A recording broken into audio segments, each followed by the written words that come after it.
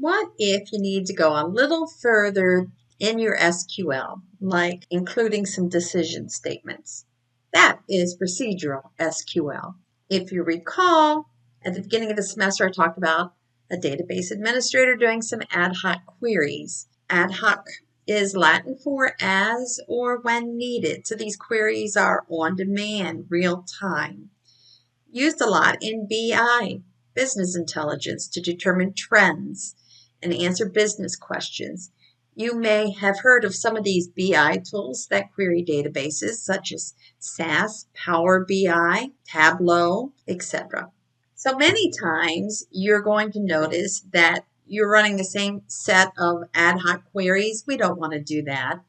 So another option is to automate that repetitive stuff by creating something that can be saved. And we're going to group that into the term procedural SQL. So they can perform conditional or looping operations and be saved and shared among multiple application programmers. Every DBMS may have a different coding language, so Microsoft SQL Server uses TSQL for Transact SQL, and Oracle uses PLSQL. So what may you have in procedural SQL? You can have SQL statements, of course. There could be variables and control structures like if-else statements, while statements, go to, return, and many more. Now, if you're not a programmer, that's okay. These are programming statements, and I'm not going to expect you to program these statements. I just want you to be aware of the different additional objects you can have that use SQL. Getting more into specifics, here are different types of SQL programs, and the first one is a script. And I've given you a script to do your labs. You're running a series of SQL statements to create tables, insert records. You will notice that script is stored in a file. I gave you a text file. Sometimes it'll be called a .sql for the extension, and it is executed within the client tool, such as what you're doing with your labs. There's a stored procedure, and it becomes an object in the database.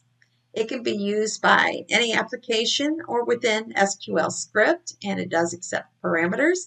There's user-defined functions, so you've had functions that you have used within your SQL statements, and now you can create your own specific functions, and it compiles to an object in the database, and it can be used by an application or within an SQL script.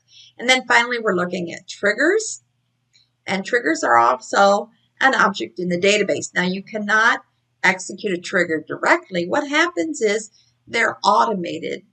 And whenever an insert happens, you may call a trigger. Any action query can call a trigger. Here we have an example of a script similar to your music shop database. And you will notice that what it's primarily doing is running SQL statements. This particular script will create the database itself, have some Transact SQL to make it use the database we just created, and you'll notice there's 3 create tables. No inserts. It's a very simple script. This next script is a little bit more complex because we're declaring variables. There's a declare statement. You'll notice variables. We'll start with the ampersand, and we have assignment statements. We have if statements. Notice we do have select, but there's a little bit more complexity here because of the additional variables and conditional logic. What are programmable objects? Well, they're similar to scripts. The difference is the word objects. So to the right, I have an image of a database, and you will see that there's a bunch of what we call stored procedures as objects in the database. It's not a separate text file. That's what a script is. So what we can do as database programmers or administrators is write procedures and functions for the non-coders, and depending on security, give them permission to execute those stored procedures. Compared to scripts, programmable objects are right there with the database and not in a separate file, and they perform better than script because they are pre-compiled. One type of programmable object is a stored procedure. Stored procedures can have input and output. As we mentioned earlier, they're pre-compiled, so they run faster. And an advantage is that the application programmers execute the stored procedure and don't need to know the structure of the database. And this is a big security issue because if someone was interested in hacking the data out of the database, knowing the structure of the database is key. Stored procedures hide that structure. Another thing about stored procedure is it decreases code duplication. We're going to allow people to share this code. The next type of programmable object that we will discuss are functions. Now, function will accept input parameters and return a specific value. In the function, you're going to use the return keyword. You've worked with functions. Think of the average function. When you use the average function, you provide input. What field are you averaging? And you expect a single value, the average. It returns that average to you. Functions that you write yourself are called user-defined functions. So they're in addition to the functions that we've already used. You can also write a function that returns an entire table. It's almost like the function behaves as a select statement.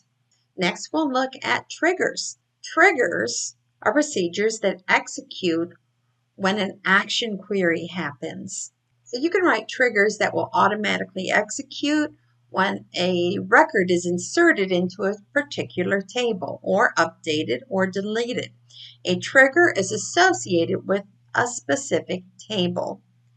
And if you recall, when you were doing your database design, you listed some constraints on some of the fields. Most of the constraints you can implement directly in your database create table when you're adding the check constraints. However, there are some constraints you cannot directly implement, and this is where triggers come in.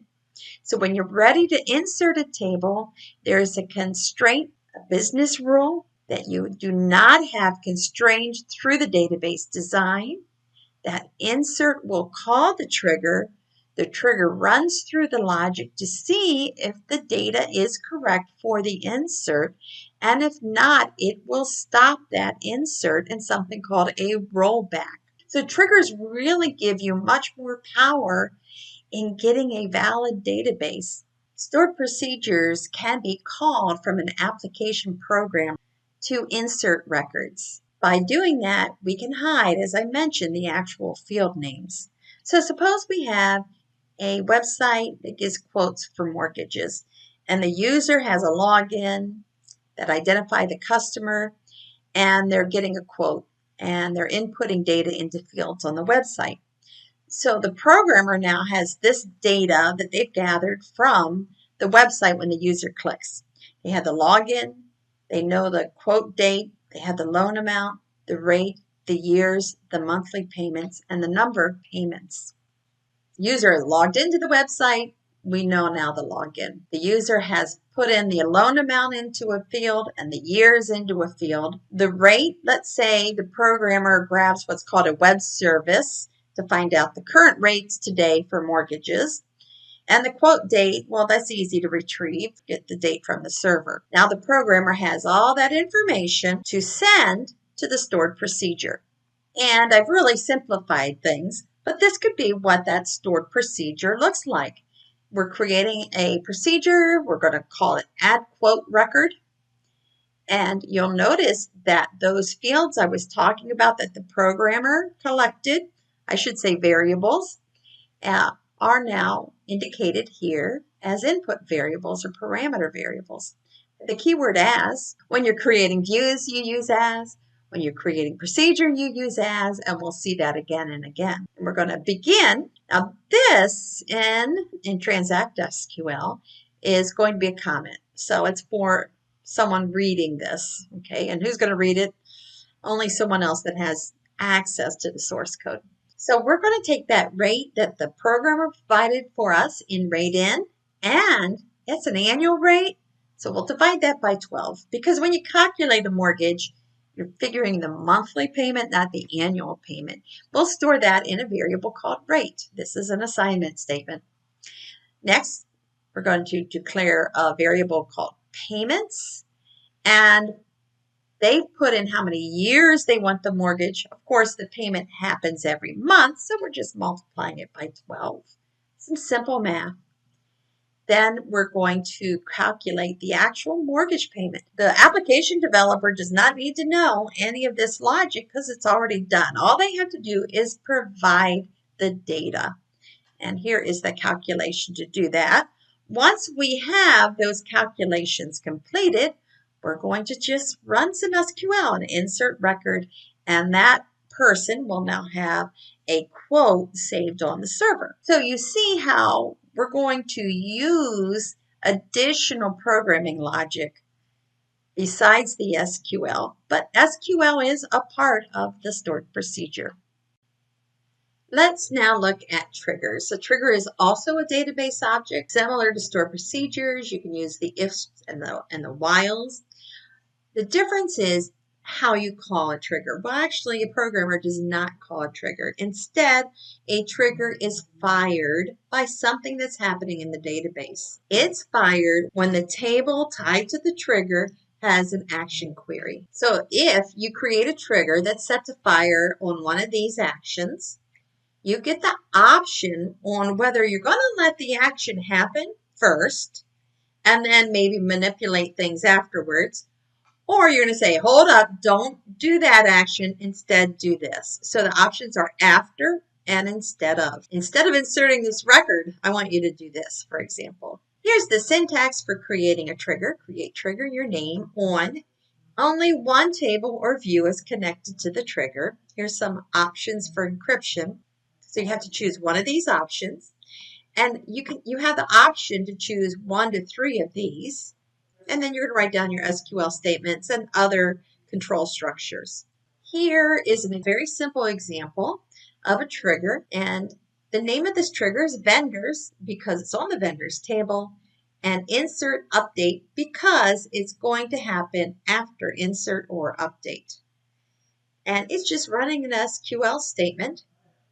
The update vendors, it's going to set vendor state to the uppercase of vendor state, where vendor ID is select vendor ID from inserted. I didn't really tell you what inserted means, but inserted is a keyword triggers use for when a record is inserted and represents just that record, not the whole table. So someone is inserting a record into vendors. Notice that the state is uppercase O, lowercase h. Because you're inserting into vendors, this trigger executes, and even though it did insert the record, it's going to turn around and update it, make that vendor state uppercase. And here it is after the trigger. Notice that we have an uppercase Ohio. Let's say you have a database for a venue, such as the Straz, and you're going to limit a customer to 10 seats. Now, they might purchase 2 seats, and that'll be 1 record, and turn around and buy 8 seats, and that'll be a record, and then come back and try to buy 3 more seats, and here we have 13 seats.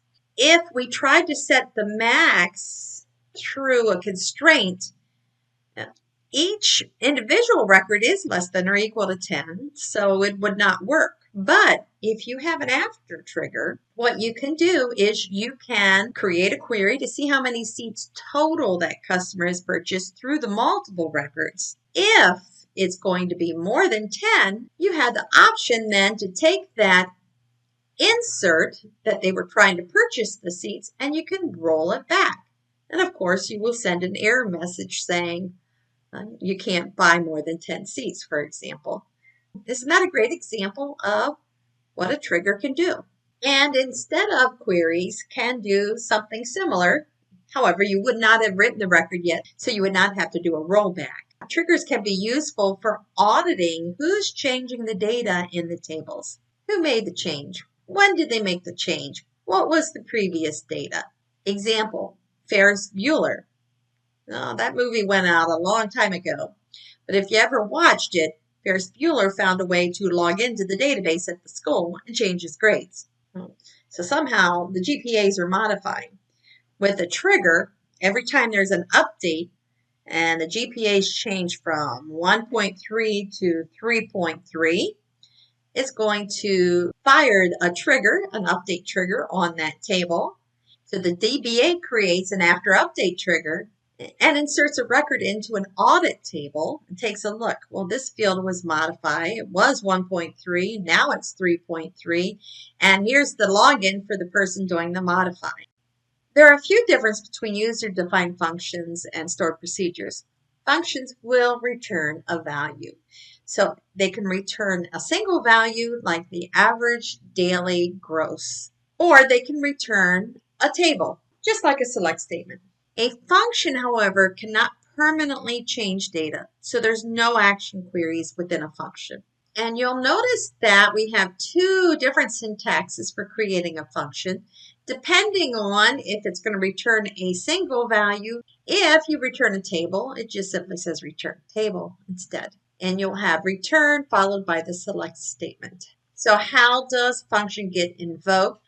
Well, if it's a scalar valued function, you're going to call it from within an expression. If it's a table valued function, anywhere where you can refer to a table, like the from clause in a select statement, you can call the function instead. And here we have an example of a function that's going to calculate an order total, input of order ID, and it's going to return a decimal value, declaring a variable and assigning it to 0. So it's going to calculate a total using SQL. And notice that we have variables within the SQL as well as references to the fields. And once that's calculated, it's assigned to the variable total, which gets returned. Here we are calling it select order ID, and there's the call to our function. Notice it's similar to calling functions such as average and sum. Embedded SQL is not written within the database environment. It's written within some other programming environment, like the Java programming environment, C#, PHP. And it's going to allow you to use my C# language, for example, to run SQL statements like selects, inserts, updates, and deletes. For example, I want to place an order on Amazon. I click the order button. There's code behind that web page that's going to write an insert statement directly, maybe without going through a stored procedure. So that would be one difference with embedded SQL, is the application programmer has access to that data table and can write directly to the data table using SQL. Here we have an example of embedded SQL in the COBOL programming language. Here is an example of embedded SQL in the C# language. So you'll notice in this one, we're going to insert a record, but you'll notice there's a lot of stuff to set up. You're creating objects to make the connection to the database, and then you're creating an object called a command. Now the command is the object that represents the SQL statement that you want to execute. So the text of this command is insert region. And then you will then take that command and make a connection to this connection and execute the query and then close the connection. So very simple example. In case you've heard of PHP, this is embedded right in the HTML. Notice the tags. If you've ever seen HTML, you've seen these tags before. But the question mark PHP means, oh, this is not HTML, this is PHP. So there's a bunch of variables created to indicate the database server, the name of the database, the connection is made, did the connection work? If the connection worked, let's run an insert. And if the insert worked, we'll let them know, hey, it worked. Otherwise, we'll say error. Close the connection. So very similar concept, the steps that we're doing, just a different programming language. And that finally wraps up what we're going to talk about this week.